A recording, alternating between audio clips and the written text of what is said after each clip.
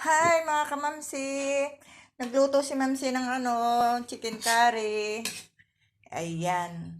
Kasi po, sila po, ang asawa po ng tita ko ay Kapampangan.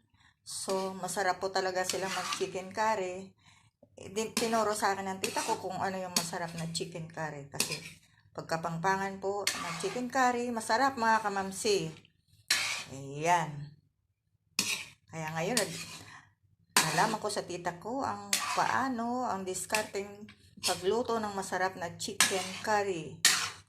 Parang parang kaldereta pero chicken curry po to. Iba talaga silang mag chicken curry, mga Kapampangan, masarap. Okay mga kamamsi, mapaparami na naman ang kain ni mamsi nito. Okay, bye-bye. Bye-bye mga kamamsi. Follow nyo ako sa reels ko and subscribe nyo sa aking YouTube channel.